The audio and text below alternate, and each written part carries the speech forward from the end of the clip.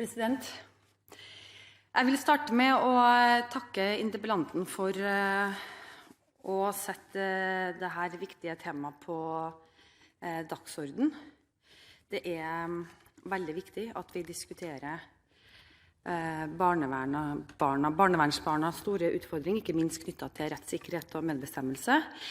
Og så har jeg også lyst til, president, å rose statsråden for at vi nå har endelig fått en statsråd som er opptatt av barns rettssikkerhet, og nevne det som er viktig for statsrådens videre arbeid, det med barns medbestemmelse, at barns stemme skal bli hørt og barns rettssikkerhet skal ivaretatt.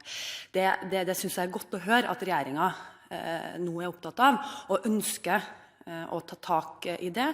Det er et felt som helt tydelig krever at man gjør noe grep og tar tak i, så det er jeg glad for at statsråden er så opptatt av, og jeg håper at vi sammen, også de partiene på Stortinget, kan bidra til å endre mange av de barnas situasjon, som i dag ikke får innfridd sine rettigheter når det kommer til det her. Barns rettssikkerhet og medbestemmelse er viktig. Dessverre så ser vi flere signaler på at de ikke blir ivaretatt på en god nok måte. I fjor så tok Berit Skauge ved NTNU og leder av barnevernsvakta i Trondheim en masteroppgave, og med titel «Er det noen som vil høre på meg?». I den oppgaven så viste Skauge sine funn at barn i mindre grad enn tidligere blir informert og tatt med i sin egen sak i barnevernet. Og i nærmere 70% av sakene som Berit Skauge gjennomgikk, så fant man ikke spor av barns stemme i hele tatt. Det er snakk om at barn i institusjon skal få lov til å bli hørt, skal få lov til å fortelle litt om hvordan de opplever sin hverdag ved institusjonen. Det er snakk om at de barna som i dag har krav på tilsynsfører, som ikke får oppfylt det kravet, skal få det, rett og slett fordi at de skal ha noen å snakke med hvis ikke de blir ivaretatt godt av sine fosterforeldre. Jeg kan fortelle om et eksempel, president, som er veldig illustrerende. Det var en jente fra Sogn og Fjordane som var 14 år, som ringte hit til Stortinget.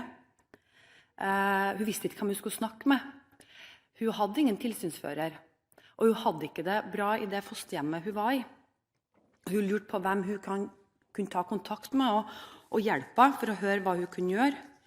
Hun hadde greid å få tak i saksbehandleren sin i barnevernet, og da fikk den 14-årige jenta beskjed om at hvis hun hadde problemer, eller det var ting hun skulle ta opp, da måtte hun sende et klagebrev til fylkesmannen. Det var en sjokkartet opplevelse. Jeg kjenner mange voksne mennesker som har problemer nok med å sende klagebrev til fylkesmannen.